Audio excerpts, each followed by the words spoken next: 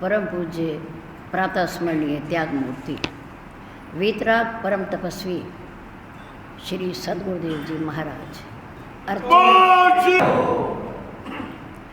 अर्चनीय वंदनीय धर्म स्वरूप पुरुष समाज भक्ति स्वरूपा मातृशक्ति प्यारी बहन, प्रातःकाल की शुभ वेला में श्री परम सुंदर सत्संग भवन के प्रांगण में पूज्य गुरुदेव जी के चरणारविंद में परमपिता परमात्मा को साक्षी मानते हुए अपने अपने पैरों की चौकड़ी लगाकर बैठते हुए, शरीर को सीधा रखते हुए, मन को अपने पास लाते हुए, चित्त को एकाग्र करते हुए, शांति का दान देते हुए, किसी भी प्रकार की हलचल को रोकते हुए, चेहरे को मंच की ओर रखते हुए, आंखें खोल करके बैठते हुए, धर्ममय वातावरण में धर्म की चर्चा, जीवन सुधार की चर्चा, प्रभु की पवित्र पावनी चर्चा कहने और सुनने का प्रयास कीजिए। पूर्ण सद्गुरुदेव जी के आशीर्वाद से, आप लोगों के सहयोग से और परमपिता परमात्मा की अनुकंपा से, कृपा से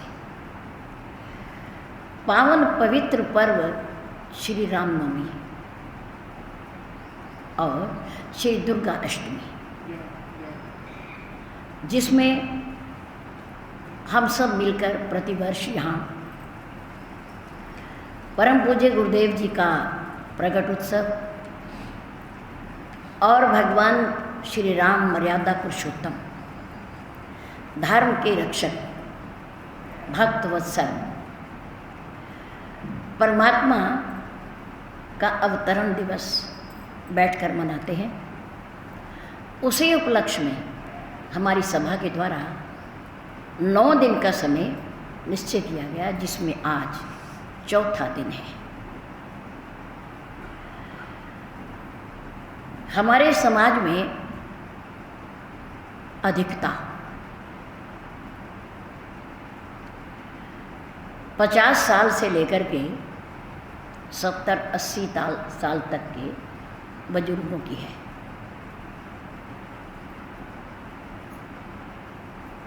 और 30 से 50 साल तक के उससे कम, और 15-16 से लेकर के 30 तक के और भी कम।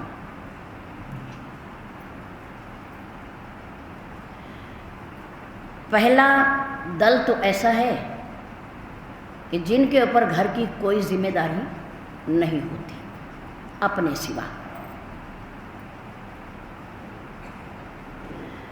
लेकिन देखा जाता है कि वही हमारे बुजुर्ग लोग जिनके ऊपर घर की कोई जिम्मेदारी नहीं, सबसे बाद में आते हैं।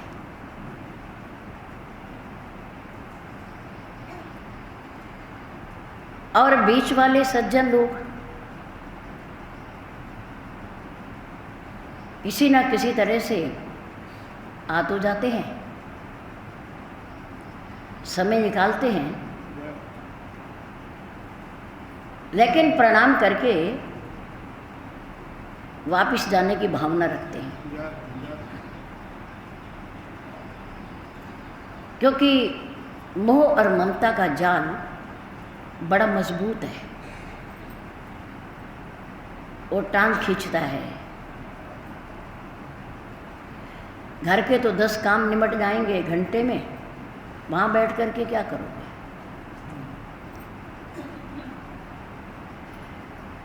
और तीसरा जो जीवन का पड़ाव 15 से 30 तक का,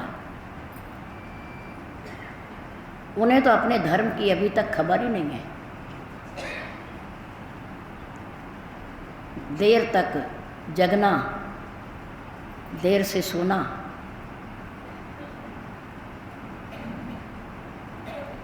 नींद का आनंद लेना, आलस का सहारा लेना,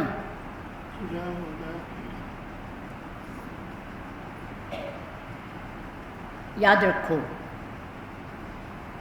हमारे और परिवार की आधारशिला ये 15 बरस से लेकर के 30 बरस तक के नौजवान और नवयुवतियां हैं। जिस मकान की नींव मजबूत होती है वो मकान देर तक टिका रहता है, और जिस मकान की नींव खोखली होती है, कच्ची ईंटों की होती है, वो मकान जल्दी धराशायी हो जाता है। अपने परिवार रूपी मकान की आधारशिला को मजबूत करें संस्कारों के द्वारा, सत्संग के द्वारा, सदशास्त्रों का स्वाध्याय कराकर, धर्म का ज्ञान कराकर, सदाचार का पाठ पढ़ाकर। ये मेरा भारत देश वो देश है, महापुरुषों की भूमि,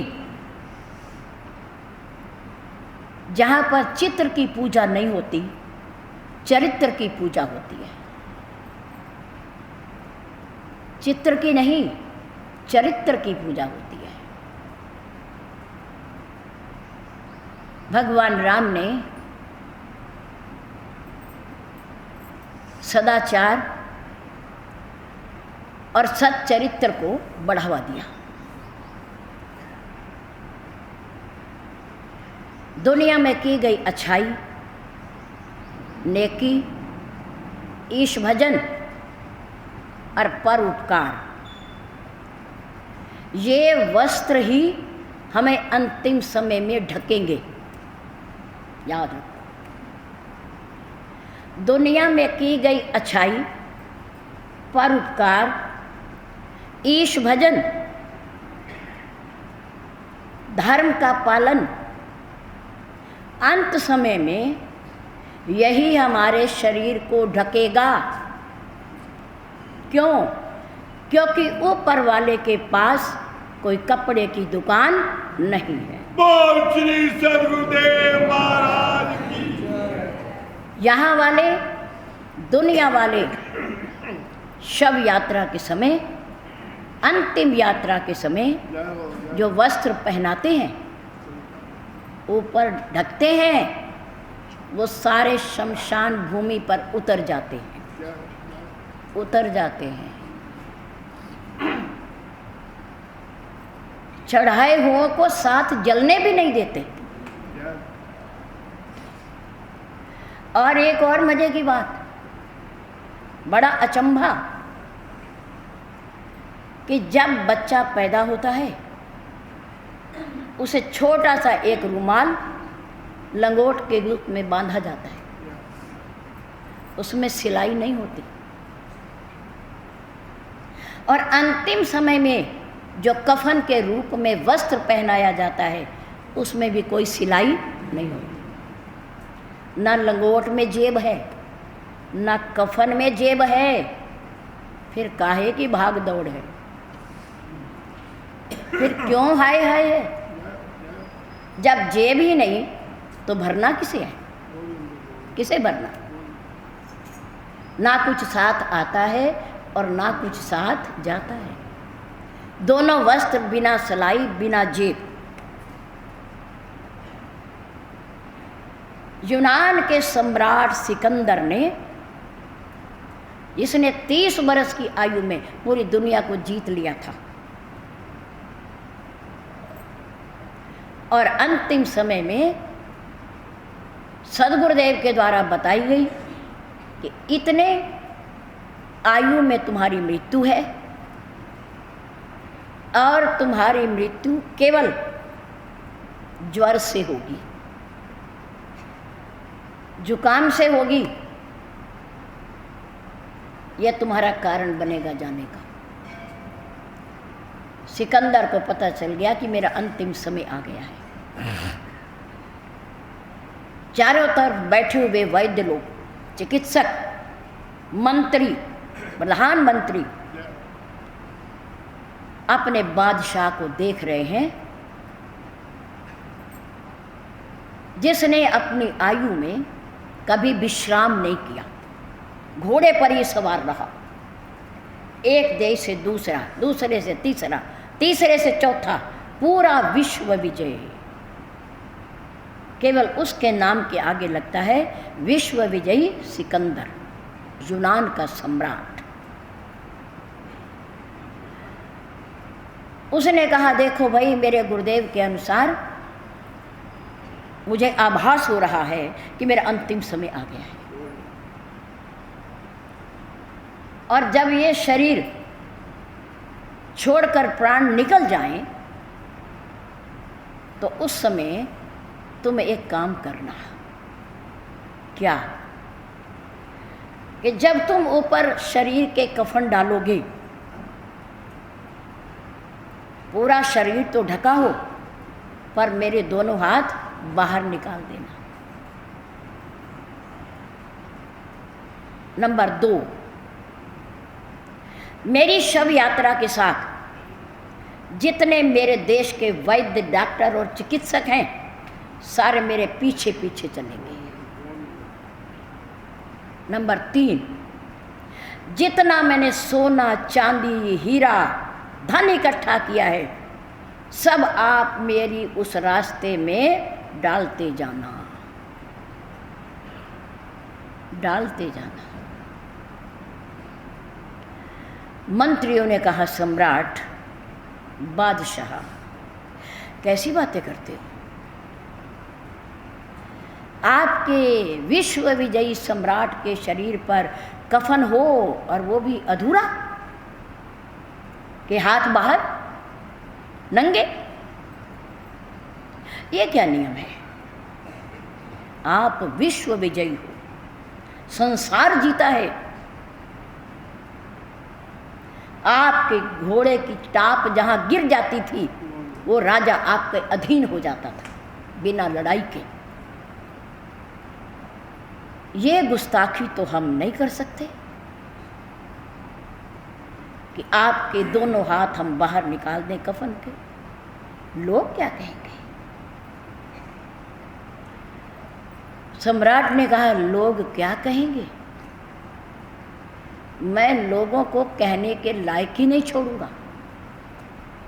मैं जाते जाते भी लोगों को एक शिक्षा देकर के जाऊंगा कि देखो दुनिया वालों, विश्व विजेता यूनान का सम्राट सिकंदर भरी जवानी में जा रहा है और लोकप्रिय राजा है।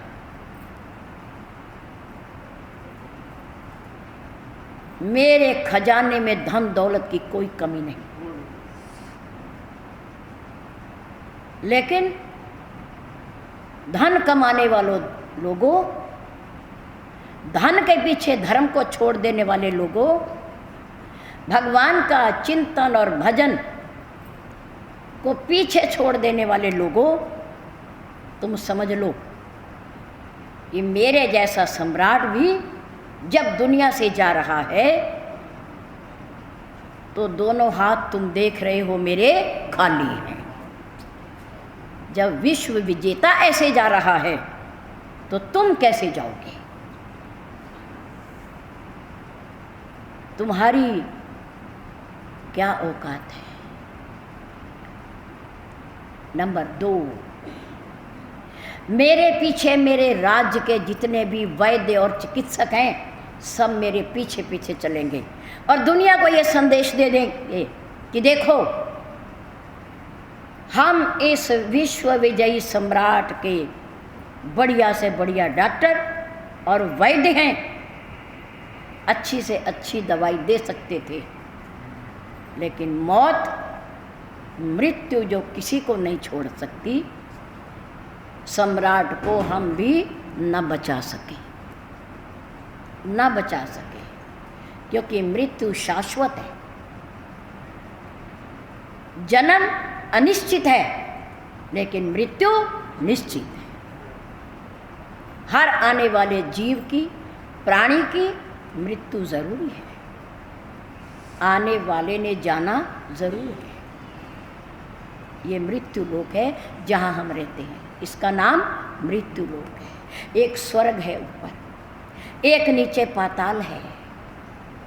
ऊपर भी प्राणी हैं, बीच में भी प्राणी हैं और नीचे भी प्राणी हैं। लोक है तीनों, स्वर्ग लोक, मृत्यु लोक, पाताल लोक। लेकिन इस मृत्यु लोक में रहने वाले हर प्राणी कितना अच्छा हो, कितना बुरा हो, अवतारी पुरुष हो, सज्जन हो, दुर्जन हो, साधु हो, कोई भी हो, आखिर उसे एक दिन जाना जरूर है। हमारे जैसे डॉक्टर लोग अपने प्यारे सम्राट को ना बचा सके, किसी के पास कोई शक्ति नहीं, मृत्यु की कोई दवाई नहीं। याद रखो, हर रोग की दवाई है, समय आने पर रोग ठीक हो जाता है, लेकिन इस मृत्यु रूपी रोग की कोई दवाई नहीं है, इससे कोई नहीं बचा सकता। नंबर 3, जितना मेरा खजाना है, हीरे मोती हैं, सोना है, चांदी है, वो सब मेरे पीछे डालते हुए जाओगे। ये भी दुनिया की आंखें खोलेंगे कि देखो, हमें कमाने वाला सम्राट भी हमें अपने साथ नहीं ले जा सका, किसी के साथ नहीं जाते। अगर जाएंगे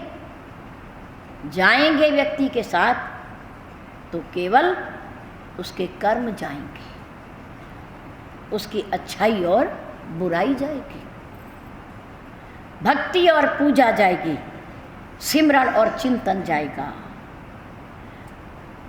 यही जाएंगे, यही हमें ढकेंगे, यही हमारे वस्त्र हैं। वरना परमात्मा के पास कोई कपड़े की दुकान नहीं होती कि हमें ढकेगा वो। हमारी नेकी, हमारे अच्छे कर्म, हमारा ईश्वर भजन ही हमें ढकेगा, हमें आवृत करेगा। भाग्यशाली दुनिया में वो नहीं होते। आंख खोल कर और कान खोल कर सुनो, दुनिया में वे जीव भाग्यशाली नहीं होते जिनको दुनिया में सब कुछ अच्छा मिलता है, परंतु बल्कि भाग्यशाली जीव वो होते हैं जिनको प्रारब्ध, किस्मत, भाग्य से जो मिलता है वो उसे अपने विचारों से अच्छा बना लेते हैं। अच्छा बना लेते हैं।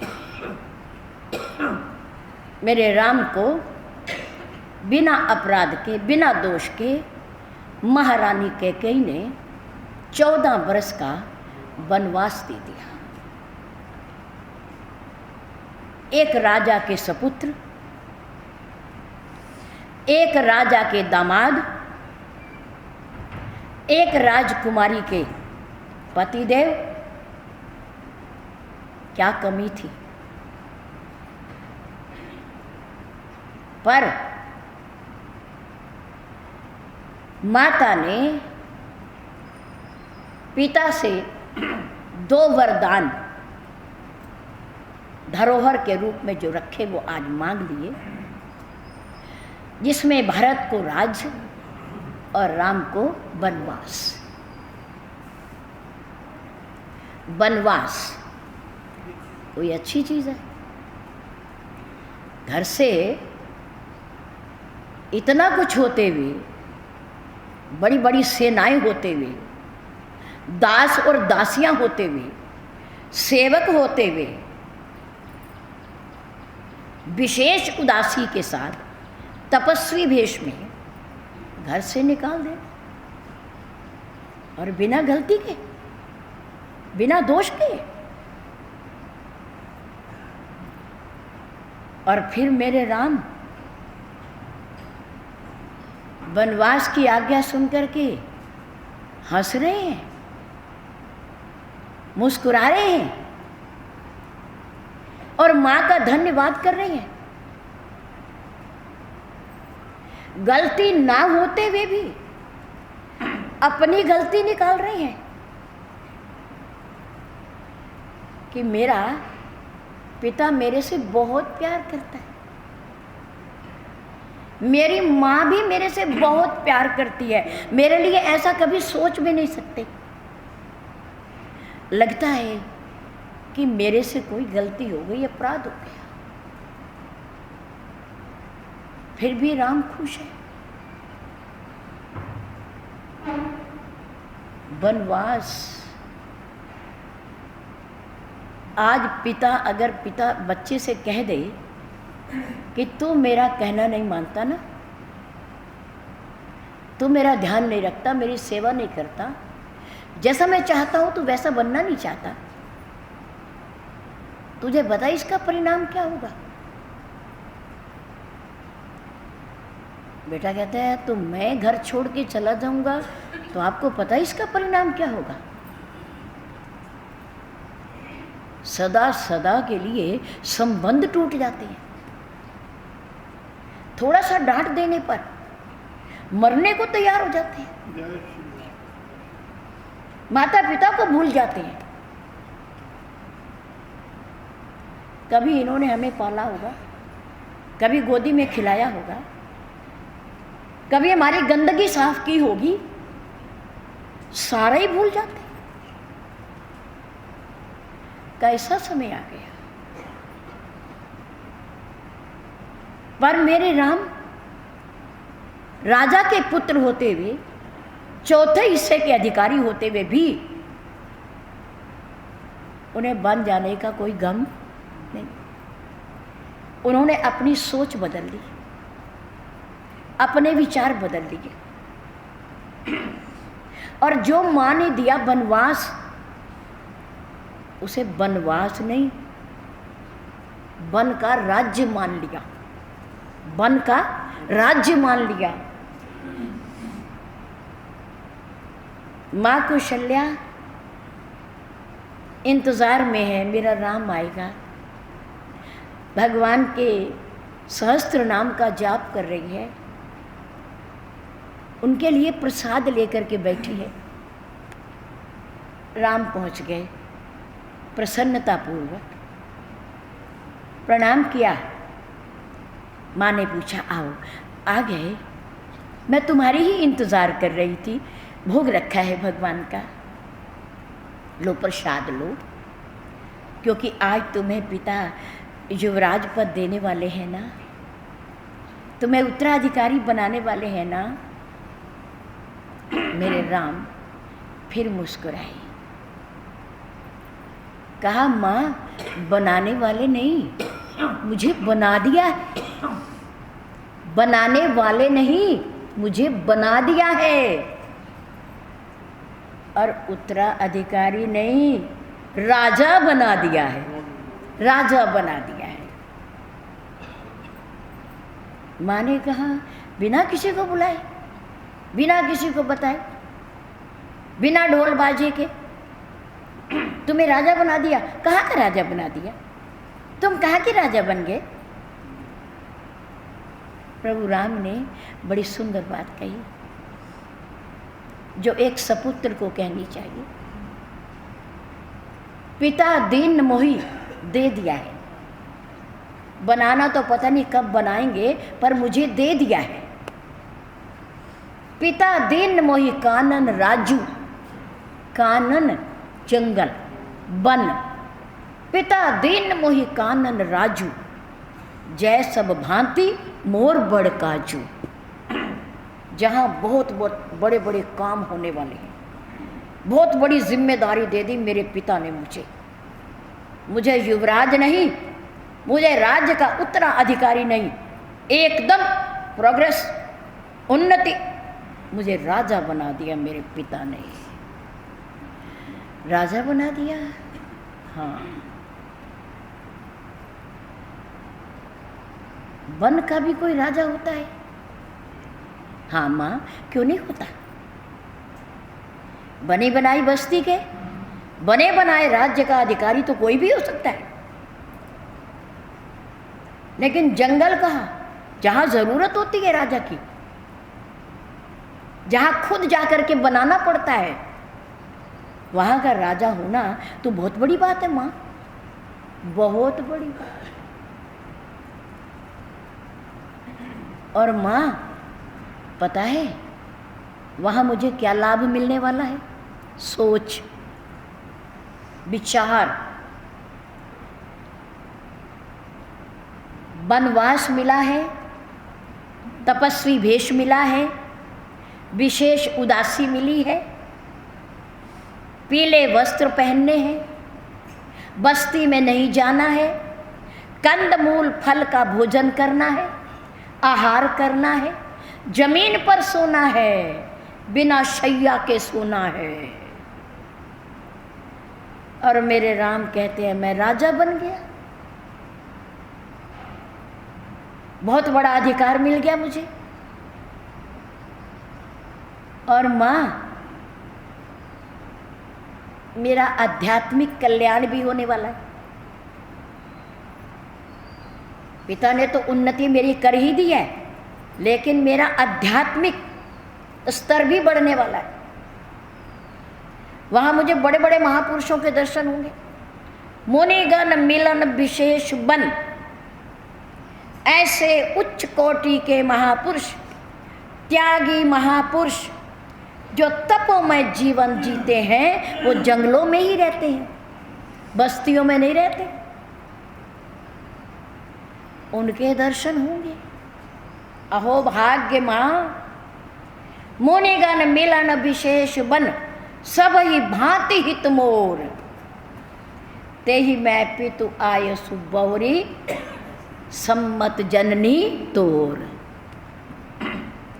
बड़े बड़े महापुरुषों से मिलन होगा, सत्संग होगा, उनके दर्शन होंगे, आध्यात्मिक उन्नति होगी, ज्ञान मिलेगा, भक्ति करने का अवसर मिलेगा माँ। और इसमें मेरा हित छिपा हुआ है, मेरा कल्याण है इसमें। और फिर मेरे पूज्य पिताजी का आदेश भी है, उनकी आज्ञा का पालन भी हो जाएगा। और फिर माँ जब पिता आज्ञा दे रहा है तो तुम्हारी भी तो आज्ञा उनके साथ ही है, आपकी आज्ञा भी हो गई। बस जब पिता ने दे दी तो आपकी आज्ञा भी होगी। माँ ने कहा पिता की आज्ञा है, हाँ तो मैं तेरी माँ हूँ, मैं तेरी माँ हूँ। राम, माँ का दर्जा पिता से 10 गुना अधिक होता है, ये अधिकार मेरे पास है।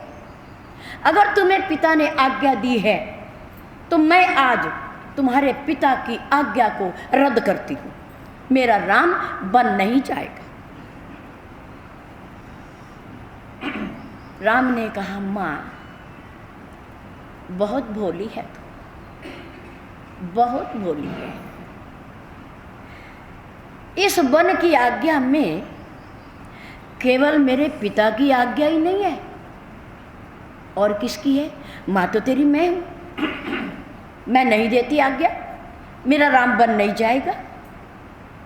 लेकिन माँ एक और भी माँ तो है मेरी, महारानी कैकेयी,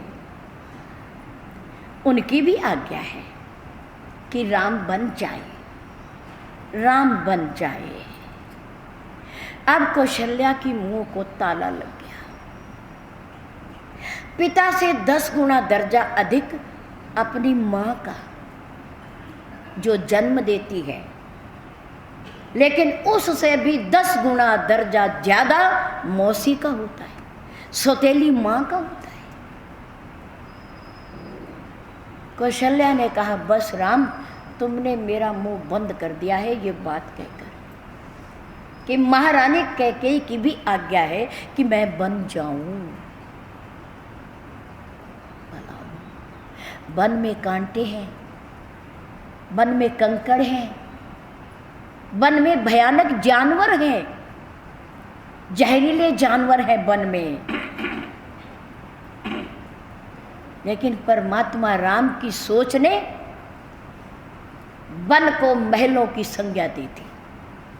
पिता दीन मोहि कानन राजू, जय सब भांति मोर बड़ काजू, मुनिगण मिलन विशेष मन, सब ही भांति हित मोर, तेहि मैं पितु आयसु बहुरी, जन्म सम्मत जननी तो। कितनी बड़ी सोच, कितने उच्च विचार मेरे राम के मन के अंदर अपना कल्याण समझ रहे हैं। क्यों? क्योंकि माता पिता की आज्ञा का पालन करना प्रत्येक बच्चे का कर्तव्य है। जय श्री राम, जय श्री राम, जय श्री राम। जय। प्रत्येक बच्चे का कर्तव्य, जिनका लालन पालन बड़े प्यार से, बड़े स्नेह से, अपनी सुख और नींद का त्याग करके माता पिता ने किया है। कुछ आशा से किया है, कुछ उम्मीदें हैं उनकी, कुछ अपेक्षाएं होती हैं माता पिता की। आस पर दुनिया कायम है। अगर ममता ना हो, आस ना हो, सुख की कामना बच्चे से ना हो, तो माँ कभी बच्चे की पालना कर ही नहीं सकती, उसे ममता हो ही नहीं सकती। लेकिन बच्चों का भी कर्तव्य है, फर्ज बनता है कि वो अपने धर्म को समझे, अपने माता पिता के विरुद्ध ना जाएं, उनकी आज्ञा का पालन करें, उन्हें सुख दें, उनका आशीर्वाद लें, आशीर्वाद लें। आज्ञा का पालन करना बच्चों का धर्म है और फर्ज भी है, कर्तव्य भी है और धर्म भी है। विभीषण को अपमान का सामना करना पड़ा बड़े दरबार में। इतना अपमान यदि 10 आदमियों के सामने पिता पुत्र का कर देता है, तो पुत्र समझता है कि मैं किसी नहर में जाकर डूब जाऊं, मैं रेल के नीचे कट कर मर जाऊं, मैं जहर खा लूं, मेरी क्या जिंदगी है, मेरा क्या जीवन है। आज मेरे पिता ने 10 आदमियों के बीच में मेरा अपमान कर दिया है, अपमान कर दिया है। लेकिन सोच अपनी अपनी होती है।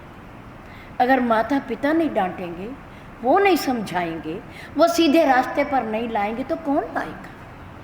गुरुदेव नहीं डांटेंगे, वो फटकार नहीं लगाएंगे, अच्छे संस्कार नहीं देंगे, सद्मार्ग नहीं दिखाएंगे, तो और कौन दिखाएगा? और कौन दिखाएगा? दुनिया में और कोई दिखाने वाला नहीं, माता पिता और सद्गुरुदेव। यही बच्चे के कल्याण की भावना रखते हैं, और तो वक्त सब स्वार्थ के नाते हैं, सब कुछ ना कुछ लेकर के खुश होते हैं। विभीषण ने सोचा, ये भाई का अपमान नहीं है, इसके पीछे मुझे मेरे राम की उंगली हिलती हुई नजर आ रही है। वो कह रहे हैं, विभीषण, बड़ा भाई पिता के समान होता है, अगर वो डांटता है, मारता है, फटकारता है, तो भलाई के लिए, भलाई के लिए उसका बुरा नहीं मानना चाहिए। विभीषण ने कहा, कोई बात नहीं, रास्ता बदल दो, समुद्र पास में है, पर मैं समुद्र में नहीं डूबूंगा। विष भी है, जहर भी है हमारे पास, लेकिन मैं वो भी नहीं खाऊंगा। क्यों? क्योंकि मुझे पीछे कोई और खड़ा हुआ दिखाई दे रहा है, जो मुझे बुला रहा है। उन्होंने रावण को कहा, बड़ा भाई है तू, भ्राता है मेरा, ज्येष्ठ भ्राता, तुम पितु सरिस भले ही मोहि मारा, राम भजे हित नाथ तुम्हारा। मुझे तो राम बुला रहे हैं कि आ जा तू, आ जा, तेरे लिए दरवाजे खुले हैं। मुझे लगता है मेरा कल्याण तेरी फटकार में है और तेरा कल्याण राम के भजन में है। जाते जाते भी मैं कह रहा हूँ जो उचित है, जो तेरे लिए उचित है, जो तेरे लिए कल्याणकारी है। अब मैं तो जा रहा हूँ। सोच, जंगल में एक सूखा पेड़ खड़ा है जिस पर ना हरे पत्ते हैं और ना कोई फूल फल, ठूठ। कुछ लकड़हारे उस वन में आए और विचार करने लगे कि हरे भरे पेड़ को काटना पाप होता है, पर यह सूखा हुआ है, इसे काटने में कोई पाप नहीं, जलाने के काम आएगा। फिर इसका खड़ा रहना भी तो कोई लाभदायक नहीं है, क्योंकि इसे हरा होना नहीं, फल फूल आने नहीं, छाया देनी नहीं, तो ये किस काम का। इसको कल हम आकर के काट लेंगे, काट लेंगे। ये आपस में सलाह मशवरा करके लकड़हारा चला गया। अब उस सूखे हुए पेड़ ने पास में खड़े हुए पेड़, हरे पेड़ से कहा कि देख मेरे भाई, जब मैं हरा था मैंने फूल भी दिए, फल भी दिए, और इन लोगों ने मेरे फूलों का, सुगंधी का आनंद भी लिया और मेरे फलों का भी आनंद लिया। अब मैं सूख गया हूं प्रकृति की मार, अब मैं सूख गया हूं, मेरे में हरापन नहीं रहा। जब मैं हरा था तो इन्होंने मेरी शीतल छाया का भी आनंद लिया, अब मैं सूख गया हूं तो अब मैं इन्हें खड़ा रहना भी अच्छा नहीं लगता। ये मेरे खड़े रहने के अस्तित्व को भी स्वीकार नहीं कर रहे, अब मुझे जड़ से उखाड़ना चाहते हैं। कितने कृतघ्न लोग हैं, कितने स्वार्थी लोग हैं कि जब तक मैं हरा भरा था, फूल और फल दे रहा था, इनके काम आ रहा था, तो मैं ठीक था।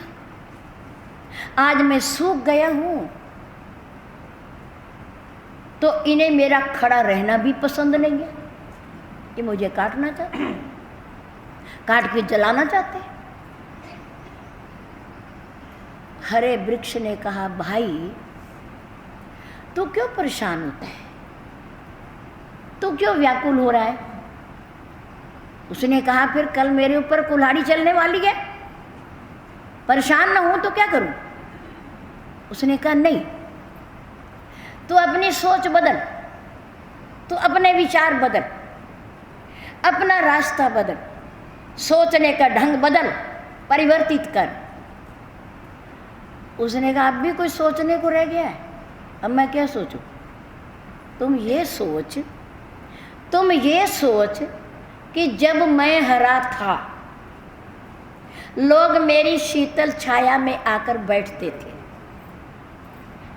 मेरे फूलों की सुगंधी का आनंद लेते थे, मेरे फलों का, मीठे मीठे फलों का स्वाद लेते थे, मैं लोगों के काम आ रहा था, मैं पर उपकार कर रहा था, लोगों को सुख दे रहा था। और अब यदि मुझे ये काट कर ले जाएंगे तो भी मैं इनके काम आऊंगा, तो भी मैं इन्हें सुख दूंगा। मेरी कुछ लकड़ी को चूल्हे में जलाएंगे, भोजन पकाएंगे, और मेरी कुछ लकड़ी को संवार कर ये अपने मकान में दरवाजे लगाएंगे, खिड़कियां लगाएंगे। मैं फिर भी लोगों का काम करूंगा, सूखने के बाद भी, कटने के बाद भी। मैं कितना भाग्यशाली हूँ, मैं कितना भाग्यशाली हूँ। सोच बदल, विचार बदल, अपने आप को भाग्यशाली मान कि सूखने के बाद भी मैं लोगों की भलाई करूँगा, मैं लोगों को सुख पहुँचाऊँगा।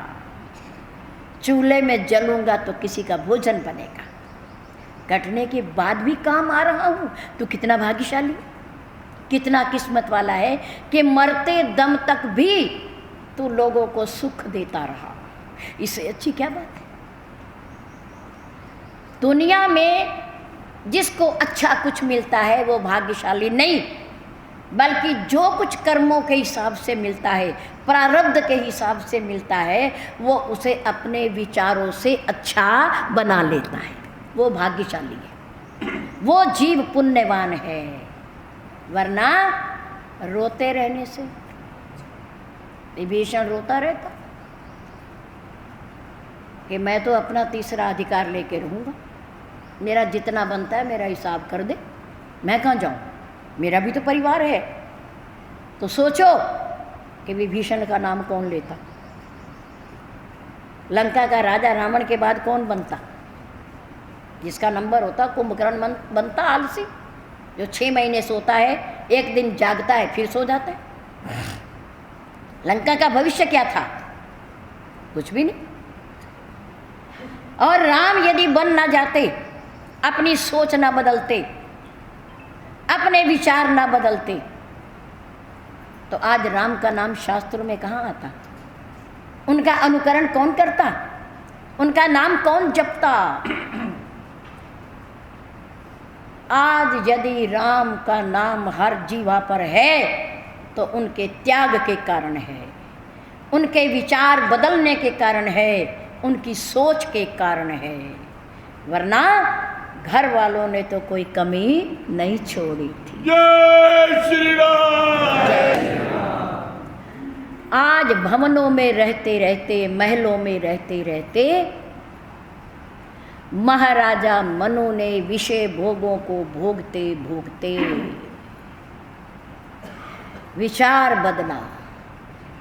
विचार, अच्छा ये विचार हमारे क्यों नहीं बदलते हैं? कितनी उम्र हो गई सत्संग सुनते सुनते, महान पुरुषों के सामने बैठते बैठते हैं, हम कितने चिकने घड़े हैं। हम कह दे इस समय 8 बजे आ जाना, 8:30 आ रहे हैं। अच्छा 8:30 कथा शुरू होती है तो 9 बजे आ रहे हैं। जितना सुनना ही तो है, जितना कान में पड़ जाएगा उतना ही ठीक है, हैं? बूंद पड़ी और नीचे, बूंद पड़ी और नीचे। हमारे और आपके अंदर ये सुधार कब होगा? हमारी सोचें कब बदलेंगी? हमारे विचार कब बदलेंगे? हम एक नियम पर तटस्थ क्यों नहीं होते? क्यों नहीं मानते हम? क्या हम अपने जीवन का कल्याण नहीं चाहते? क्या हम नहीं चाहते कि हमें मोक्ष मिले? क्या हम नहीं चाहते कि अगली योनि हमें अच्छी मिले, फिर मनुष्य की मिले? जो कमी रह जाए उस पर पूरा करें हम। क्या हमारी आंखों पर मोह ममता की इतनी पट्टी बंधी है, हमें अपना कल्याण ही दिखाई नहीं देता, अपनी भलाई नहीं हम सोच पाते? हम इतने जकड़े हुए हैं। यहां तो प्यार से बुलाया जाता है, घरों में धक्के मारे जाते हैं, फिर भी बैठे रहते हो, फिर चले जाते हो वहां। और यहाँ बुलाने पर भी नहीं आते, जहाँ कोई खर्चा ही नहीं, जहाँ कोई देना नहीं पड़ता। भगवान के द्वारा सुंदर दिए गए उपहार का 1 या 2 घंटे कितना देते हो? और जो देर से आते हैं वो सबसे पीछे बैठते हैं। देर से आएंगे, जल्दी उठ के चले जाएंगे। कैसी भावना रखते हैं हम? कैसे विचार हैं हमारे और आपके? बदलना विचारों को है, शरीर तो यही रहेगा, इसे नहीं बदलना। विचार बदलने हैं, भाव बदलने हैं, सोच बदलनी है। उस हरे वृक्ष की तरह जो वो सूखे वृक्ष को दे रहा है, उसे बदलना है। मनु ने सोच बदली। एक दिन बैठे बैठे विचार किया कि यह मनु क्या तो इन्हीं सब भोगों के लिए आया था, आगे के लिए कुछ नहीं करना? हो ही न विषय वैराग। हमारे गुरुदेव इस दोहे पर बहुत प्रसंग बोलते थे, बहुत 7-7, 8-8, 15-15 दिन इस एक ही दोहे पर, ताकि हमें भी वैराग हो जाए, हमें भी ज्ञान हो जाए, हम भी कुछ सोचें आगे की। हो ही न विषय वैराग, भवन बसत भा चौथपन। सतगुरुदेव महाराज की जय। शरीर की चौथी अवस्था आ गई है, विषय भोगों को भोगते भोगते, इस जहर को पीते पीते पीते, जिसको हमने अमृत समझ लिया है। विष में 2 अक्षर हैं, विष शब्द में 2 अक्षर हैं, वी और श, पेट पटाश। इसका अर्थ होता है जहर। और विषय इसमें 3 अक्षर हैं, वी, पेट पटाशय और य, 3। महान पुरुषों ने कहा, देखो भाई दुनिया वालों, विष तो हमारे शरीर में तब फैलेगी जब हम उसका पान करेंगे, जब हम उसे खाएंगे। घर में रखी है, हमें कोई लाभ नहीं और कोई नुकसान भी नहीं, क्योंकि जब तक हम खाते नहीं। विष का जहर तो तब चढ़ेगा जब हम उसका पान करेंगे, हम खाएंगे। लेकिन विषय, इसमें 3 अक्षर हैं, ये खाने नहीं पड़ते। इनकी मस्ती तो केवल आँखों से देखने मात्र से ही चढ़ जाती है, देखने मात्र से ही चढ़ जाती है, खाना भी नहीं पड़ता। आँखों से देखा, अंदर गया, कामासक्त, विषय आसक्त, व्यक्ति सब कुछ भूल जाता है, मस्त हो जाता है। विष में 2, विषय में 3, ये देखते ही इसकी मस्ती अंदर चली जाती है, जहर अंदर चली जाती है, वो तो खाने से अंदर जाती है। मनु ने विचार किया कि वही न विषय वैराग, क्या मुझे कभी वैराग नहीं होगा, ज्ञान नहीं होगा? इन विषय भोगों में रहते रहते, इनका भोग करते करते, होई न विषय वैराग, भवन बसत भा चौथपन। चौथापन आ गया। हम रामायण पढ़ते हैं, इस दोहे को भी पढ़ते होंगे पाठ करते हुए, या अपने घर में थोड़ी बहुती अनबन हो जाती होगी, गाली गलौच भी हो जाती होगी, अपमान भी हो जाता होगा, तो क्या हमें ये दोहा याद नहीं आता है? राजा के पास तो महल थे, नौकर चाकर थे, हमारे पास तो कुछ भी नहीं है। अपने आप बर्तन मांजने पड़ते हैं, अपने आप कपड़े धोने पड़ते हैं, और कई बार तो पुत्र वधू और पुत्र अलग हैं उसी मकान में, वो रसोई अलग बनाते हैं और हम रसोई अलग बनाते हैं, रोटी भी बनी बनाई नहीं मिलती है। मनु को तो कुछ भी नहीं था, मनु के तो बहुत बड़े बड़े सेवक, पुत्र भी आज्ञाकारी। जब वो चाबी का गुच्छा देकर जाने लगे तो पुत्रों ने कहा, क्या पिताजी क्या हो गया, हमारे से कोई गलती हो गई, हमने कोई अपराध कर दिया, आप घर छोड़कर क्यों जा रहे हैं, हमारे से नाराज हैं, हमने कुछ आपकी आज्ञा में कुछ आपको कष्ट दिया हो, आप हमारी गलती क्षमा कर दें, आप पिताजी घर रहिए, हम आपकी सेवा करेंगे, आपका आशीर्वाद लेंगे, आप बस बैठे रहिए, हमें दर्शन देते रहिए, आशीर्वाद देते रहिए, और हमें कुछ नहीं चाहिए। मनु जी ने कहा, नहीं, मैं इसलिए नहीं जा रहा, मैं तो अपने कल्याण के लिए जा रहा हूँ। मैं अपने फायदे के लिए जा रहा हूं। मैं तुम्हारे से दुखी नहीं हूं, मैं महलों से दुखी नहीं हूं, मैं प्रजा से दुखी नहीं हूं। दुख है तो मेरा अपना निजी दुख है, ये मेरा निजी दुख है कि चौथापन आ गया, लेकिन मैंने अगले जन्म के लिए कुछ किया ही नहीं, किया ही नहीं। होई न विषय बैराग, भवन बसत भा चौथपन, हृदय बहुत दुख लाग। दुख लगा इस बात का कि मैंने आगे के लिए कुछ भी नहीं किया, सुधार मैंने अपना क्यों नहीं किया, ईश भजन क्यों नहीं किया मैंने। वो दुखी हो रहे, अंदर दुखी हो रहे। हमारे और उनके दुख में कितना अंतर है, जरा आज अंदाजा लगा के देखना। हम कभी भगवान के लिए दुखी हुए, कभी सत्संग के लिए दुखी हुए, कभी ईश्वर भजन के लिए दुखी हुए, कभी दान पुण्य के लिए दुखी हुए? नहीं हुए। किसके लिए दुखी होते हैं? मेरा बेटा मेरा कहना नहीं मानता, हमारी कन्याएं हमारी आज्ञा नहीं मानती, हमारे कहने अनुसार नहीं चलती, घर में खाने को अन्न ही नहीं, दाना ही नहीं, मैं खाली घूम रहा हूं।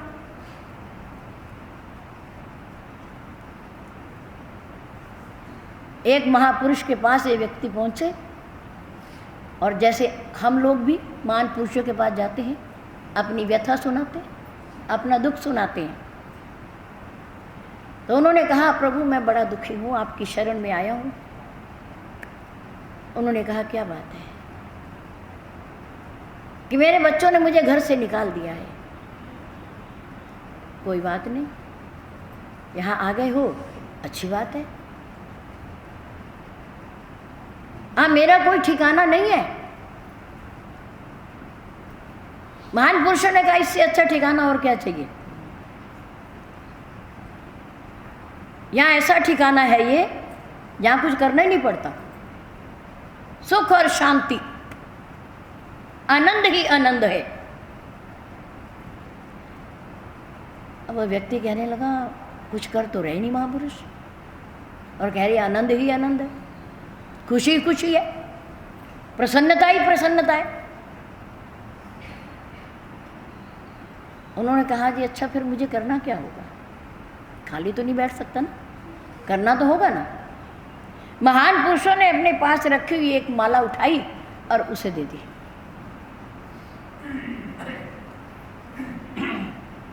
क्या करूं इसका? बस कुछ नहीं, माला घुमाओ, राम राम करो। कितनी देर तक? उतनी देर तक जब तक भोजन बनकर तैयार हो। बैठ गया। अब मरता क्या ना करता, घर भी छोड़ के आ गया, अब यहाँ से भी नहीं भाग सकता।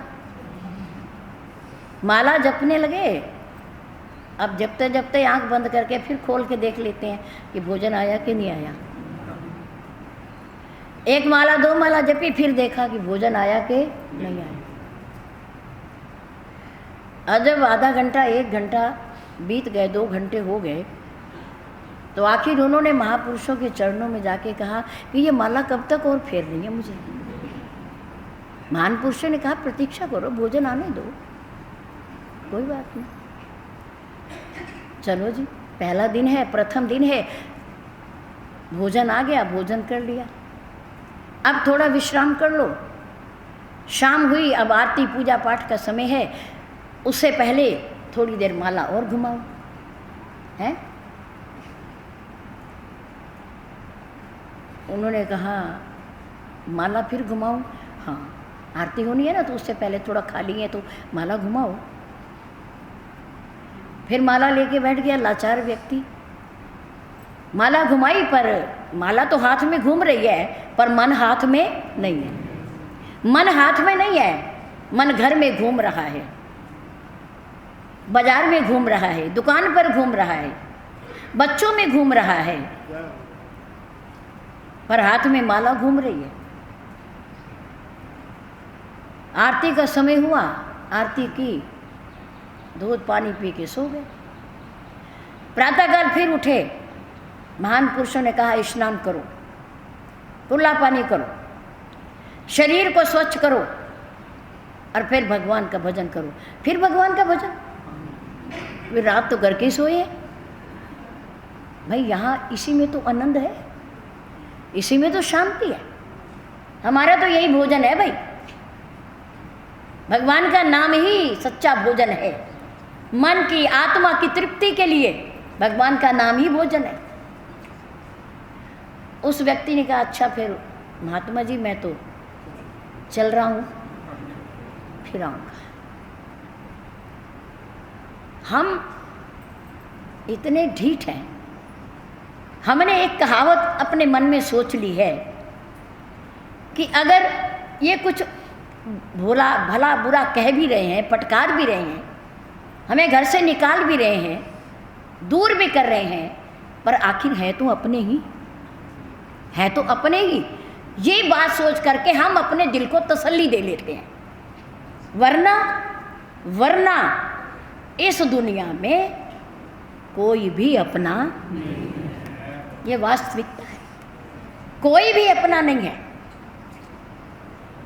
आए अकेले और जाएंगे भी अकेले। ये मेला है एक दुनिया का, जहाँ कोई अपना नहीं है। घर से जब फटकार लगती है तो इसका अर्थ है कि हमें परमात्मा याद कर रहा है। अगर उस समय भी विभीषण की तरह याद नहीं आती हमें, तो हमारा हाल तो वही होगा जो विभीषण का होता। अगर प्रतिकूल परिस्थितियां आती हैं तो उनसे सीखना चाहिए, उनसे शिक्षा लेनी चाहिए कि अब हम क्या करें, अब हम क्या करें, और अपने विचारों को, सोच को बदलें। मनु जी ने अपनी सोच को बदला। आज्ञाकारी पुत्र, आज्ञाकारी प्रजा, सब अनुकूलता, प्रतिकूलता कुछ भी नहीं, लेकिन फिर भी चाबी का गुच्छा बच्चों को देकर चले गए। और आज उनका नाम शास्त्रों में अमर हो गया और साक्षात परमात्मा के दर्शन किए। और सामने खड़े होकर के परमात्मा ने कहा बता तू क्या चाहता है, तेरी क्या भावना है।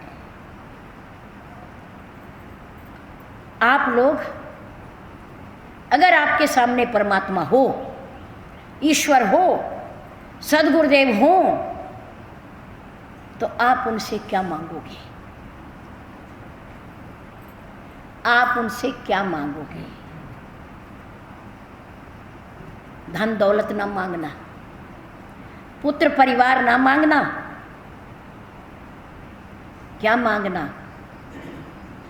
उनसे उनकी भक्ति मांगना, प्यार मांगना, प्रेम मांगना, ज्ञान मांगना। अगर परमात्मा सामने खड़ा है तो दुनिया की हर वस्तु और हर जीव आपके सामने है, क्योंकि यह सृष्टि परमात्मा की रचना है। जिसको वो मिल जाएगा उसको सब कुछ मिल गया। परमात्मा और संत महात्मा हमारी परीक्षा लेते हैं कि ये कहाँ तक सीमित है, इनकी बुद्धि का विस्तार कितना है, ये जड़ वस्तु मांग रहे या चेतन मांग रहे, नाशवान मांग रहे या अविनाशी मांग रहे, ये क्या मांग रहे हैं, वो हमारी परीक्षा लेते हैं। कमी उनके पास भी नहीं या किसी चीज़ की, वो कुछ भी दे सकते हैं, पर हमारी मांग पर निर्भर करता है कि हम उनसे क्या मांगते हैं। मनु ने क्या मांगा जो हम सबको मांगना चाहिए।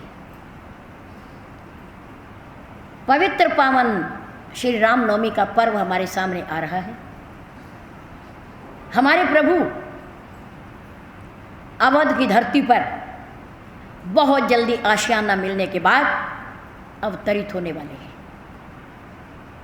और उन परमात्मा से हमने क्या मांगना है। आप तैयार होकर बैठे, आ रहे हैं वो।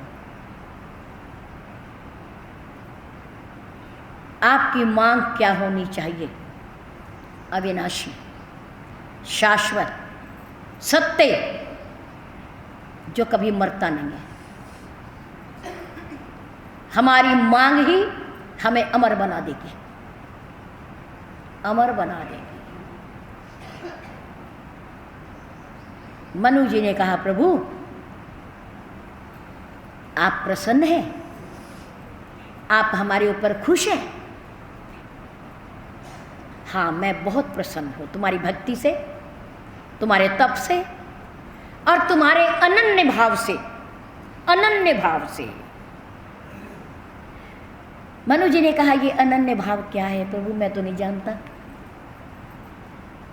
प्रभु ने कहा, अनन्य भाव ये है क्या कि तुम्हें तप करते हुए देखकर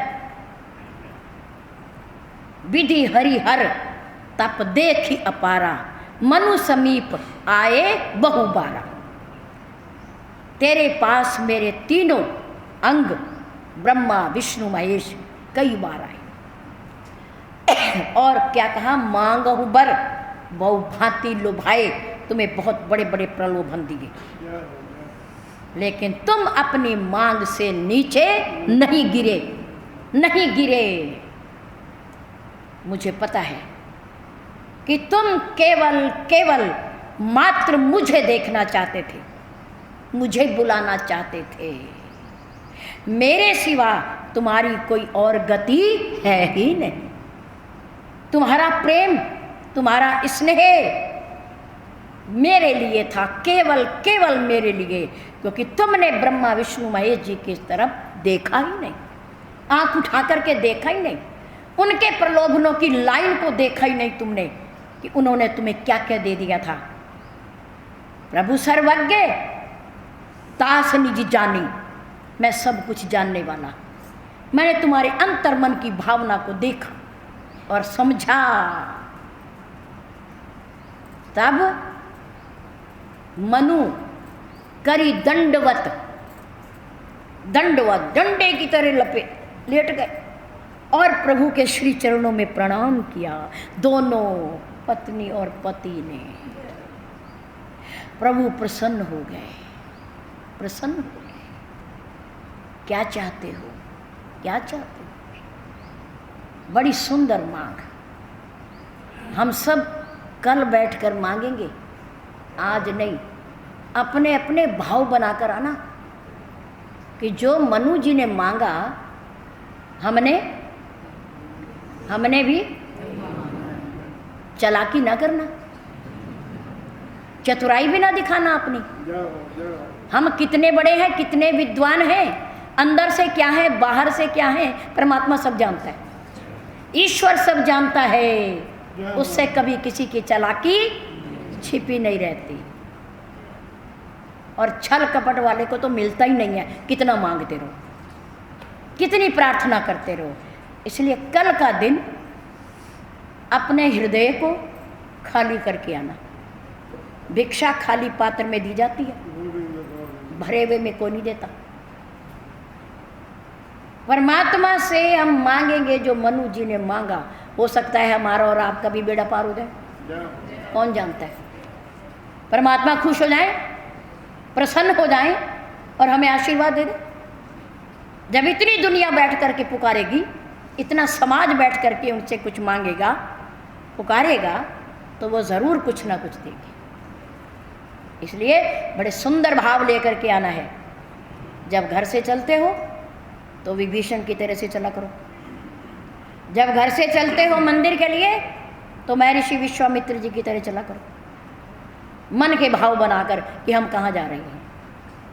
वहाँ कुछ देना नहीं, कुछ मांगा नहीं जाता,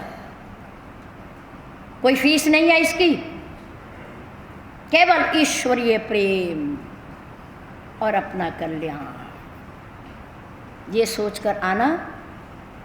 और श्री रामचरितमानस की भाषा में परमात्मा समक्ष खड़े हैं। अंतर चक्षु खोलना, बाहर के चक्षु बंद करना, परमात्मा को अपने सामने पाना। मानो हमारे राम हमारे सामने खड़े हैं और हम उनसे अपने मन के भाव रख रहे हैं। धन्यवाद। जय श्री राम।